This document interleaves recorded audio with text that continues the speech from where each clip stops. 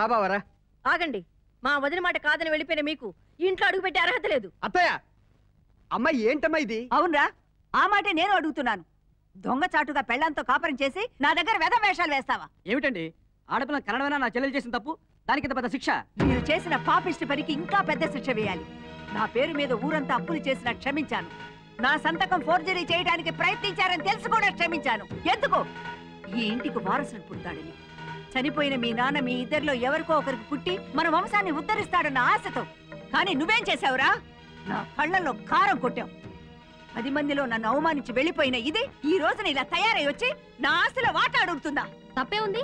మాకు హక్కు లేదా? నోర్మయ్, ఏమిటే పేలుతున్నావు? ఇదంతా నా పుట్టింటి వాళ్ళు నాకిచ్చిన ఆస్తి. మంగమ్మ పోనీలేమ్మా, అది మావయ్య, మధ్యలో మీరు కలగ చేసుకోవద్దు. నా మాట నమ్మమ్మా, ఈసారి ఖచ్చితంగా నీకు మనవడే పుడతాడు. నీ మీద ఒట్టు. ఇప్పటికే మీ ఇద్దరు కొడుకుల పాపం అని 5 సార్లు మోసపోయాను. ఇంకా నన్ను వెర్రిదాన్ని చేయకు. చూడు రాంబాబు, అమ్మా, నా కొడుకుగా ఈ ఇంట్లో ఉంటావో, దాని మొగుడుగా ఇల్లరికం వెళ్తావో తెలుసుకో. మసక మసక చీకటిలో మల్లె తోట వెనకాల మా పటేల కలుసుకో కో కో కొమ్మన కూసిన కోయిల ఓ కమ్మని పాటను పాడవే. ఎవరి కోసం డడడడడడా, ఎవరి కోసం డడడడడడా, ఈ ప్రేమ మందిరం ఈ శూన్య. అమ్మో, ఎక్కువ తగ్గితే రక్తం వస్తుంది. అవును, నీకు అంతాక్షరి పిచ్చేవిట్రమ్మా. రోజు జమినీ టీవీలోను ఈటీవీలోను పాటలు నేర్చుకోగలిగి వస్తున్నాను. అవును, మన బతుకంతా ఇలా రాత్రులు రహస్యంగా కలుసుకుని పాట కచేరీలు పెట్టుకోవడమేనా? మా బావకి పెళ్ళైపోయిందంటే మనకే కష్టం ఉండదు. అప్పుడు మాత్రం మీ అమ్మ నిన్ను నాకే ఎందుకు కట్టబెడుతుంది? కట్టబెట్టలేదనుకో, లేచిపోదాం. తప్పకుండా లేచిపో. ఎవరెక్కడా?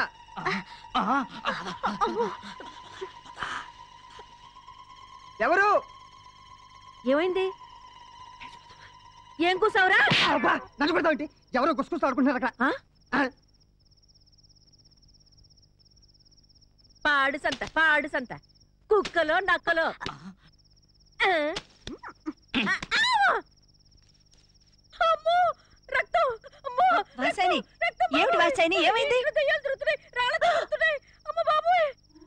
ఈ ఇంటి దోషం పోవాలంటే ఈ ఇంట్లో మగబిడ్డ పుట్టాలి, లేకపోతే ఇల్లు దయ్యాల కొంప అవుతుంది.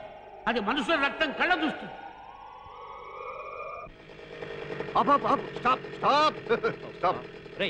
నా మాట వినరా, ఆ పిల్ల నీ పళ్ళు రాలగొట్టే వరకు నీకు బుద్ధి రాదురా. నువ్వు కాస్త మూస్తావా? శుభం పలకరా పెళ్లి కొడుక అంటే అదేదో అన్నట్ట. గోయింగ్. నా పెళ్ళాం పుట్టిలేనా?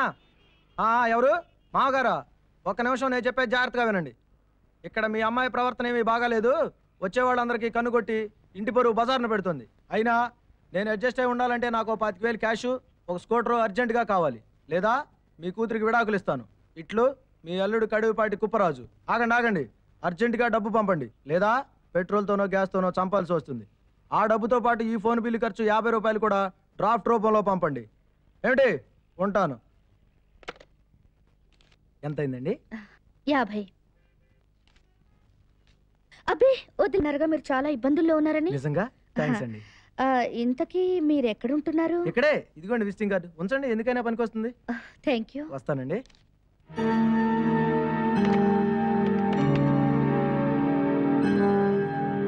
Hello, police station. గాంధీనగర్ 2వ వీధి డోర్ నెంబర్ 4లో మరో కట్నం చావు సిద్ధం కాబోతుంది. నేనా? కందుకూరి వీరేశలింగం గారి కజన్ సిస్టర్లే. ఆహా, ఎంత ధైర్యం! ఏమి సామాజిక స్పృహ! మీ పాటల్లోనే అనుకున్నాను, మాటల్లో కూడా మెస్మరిజం ఉందండి. ఈసారి మీకు ఏ నెంబర్ కావాలి? మైకేల్ జాక్సనా, మొహమ్మద్ రఫీనా? మరీ జోకులేమాకండి. చూడండి, మీరు నాతో కలిసి పాట పాడాలి. ప్లీజ్ నన్ను విసిగించకండి. లేదండి, నేను మిమ్మల్ని వదలను. అబ్బా, మీతో పెద్ద న్యూసెన్స్ అయిపోయింది. నా వల్ల కాదు, వేరెవరినైనా చూసుకోండి.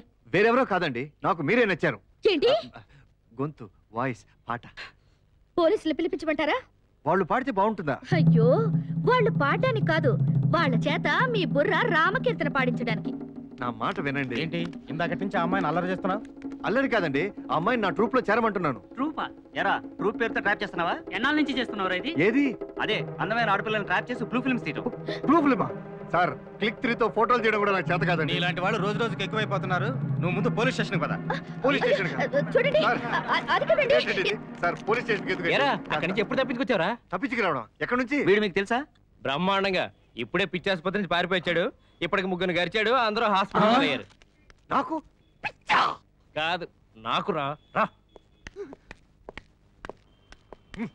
సారీరా, వాళ్ళ నుంచి నేను తప్పించడానికి అలా చేశాను. నన్ను ఇంత ఇబ్బంది పెడుతుందా?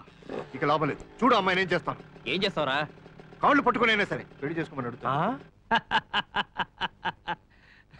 బాగుంది బాగుందమ్మా. పాపం అందరి ముందు పిచ్చివాడైపోయాడు. అతను చూడగానే చాలేసిందనుకో, ఇక జన్మలో టెలిఫోన్ బుత్కేసే రాడు.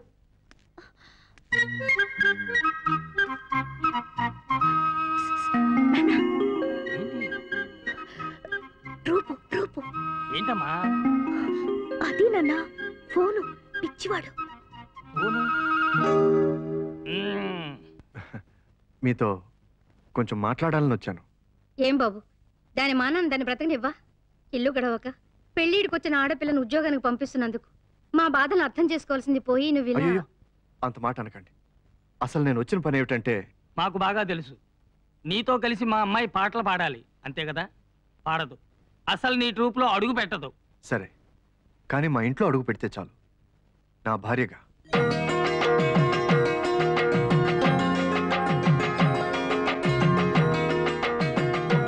అవునండి, నేను మీ అమ్మాయిని పెళ్లి చేసుకుందాం అనుకుంటున్నాను. నేను మంగమ్మ గారి 3వ కొడుకుని. పూర్తి పేరు బాలసుబ్రహ్మణ్యం. మీరు అనుగ్రహించి ఆశీర్వదిస్తే మిమ్మల్ని ఇలా ఇబ్బంది పెడుతున్నందుకు నన్ను క్షమించండి. 2 రోజుల్లో మా అమ్మగారు వచ్చి మీతో అన్ని విషయాలు వివరంగా మాట్లాడతారు.